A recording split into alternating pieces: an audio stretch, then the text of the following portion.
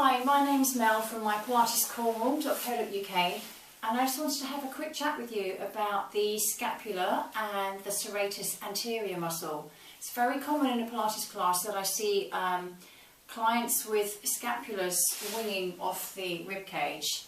And when I'm talking about the scapula, I'm talking about your shoulder blades. You've got two, obviously, because you've got two shoulders and two arms. So when the scapula starts to wing off the rib cage, it means it starts to lift. And usually the culprit is the serratus anterior muscle. Now I say usually, there can be other issues, but today I'm talking about the serratus anterior. So the serratus anterior wraps around from the edge of the shoulder blade closest to the spine, and it's on ribs 1 down to 8. It's almost like a serrated edge of a muscle that sits around on your ribs at the front, obviously both sides, and then comes around underneath and goes on to the inside part of the scapula closest to the spine.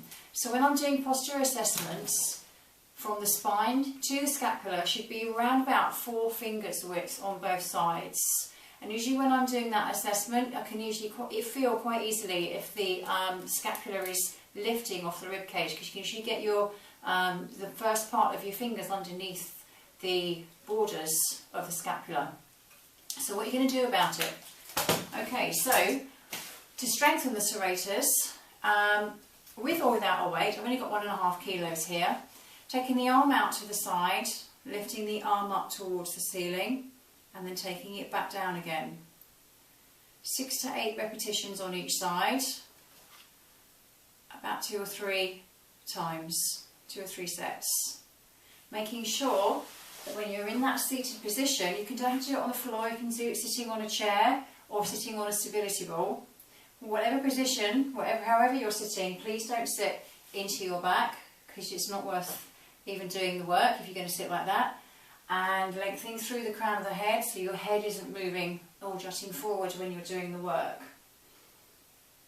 It's quite tricky, especially if you're quite weak in one shoulder.